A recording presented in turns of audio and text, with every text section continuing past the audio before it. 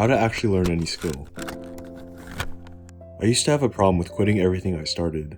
From playing the guitar, learning to program, and even with learning to juggle.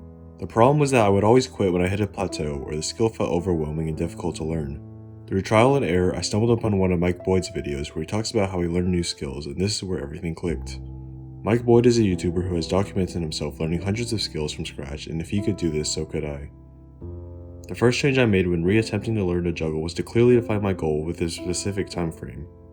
I went from an arbitrary goal of learning to juggle to a much more clear objective of juggling for a minute straight without moving. This gave me an obtainable and trackable goal. This one change alone helped me. As I kept practicing, I could objectively see myself improving. The next factor to consider is choosing a resource to learn your skill. While this isn't that important for a skill like juggling, with a more technical skill like learning a program, you'll want to ensure your learning resource is credible so you learn the right material efficiently. Thanks to the internet today, any skill can be learned for free on YouTube. This is both a good and bad thing, as while you'll always have free material to learn any skill, you'll be faced with several options and may struggle to choose one like I have.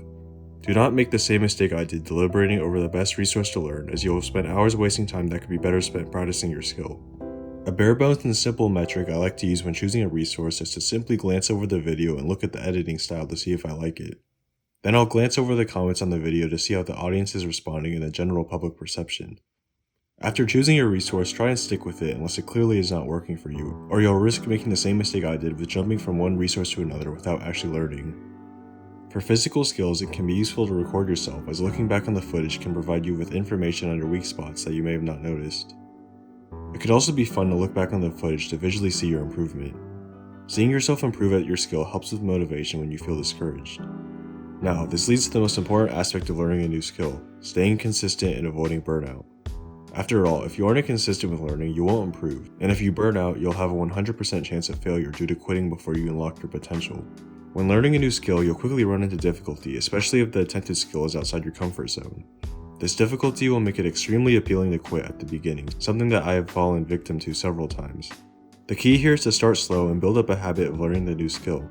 A small enough commitment that you can be disciplined enough to do it every day. I would try to set a specific time each day to practice, or if you don't want to be so rigid, simply set aside time to practice after some task you already do every day, such as brushing your teeth.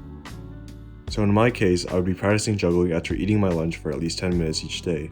This sounds pretty easy, right? 10 minutes. Not for 2 hours or even 30 minutes. This is the secret. I managed to make real progress when I started a habit of learning each day. This consistency lowered my resistance to practicing each day until it became ingrained in my routine, similar to how you don't have to think about brushing your teeth each day, you just do it. And you don't have to stop practicing after 10 minutes, you can and should continue on past that. The hardest part of learning a new skill is typically just getting past the inertia to start. Once you do, you can get into a flow state and will want to work past those initial 10 minutes. And on the days where you feel unmotivated and don't want to practice, you don't have to. That's the beauty of this system. You only have to be disciplined enough to work for 10 minutes and then you can stop if you don't want to. This approach is similar to how people build habits of working out consistently. They'll make the habit of just showing up to the gym, and then if they don't want to work out, they can just leave. Eventually the habit becomes so ingrained that they actually start to work out in the gym with the habit in place, as they're already there. Pause this video and print out a free 30-day habit tracker on Google, or just use the one I linked in the description.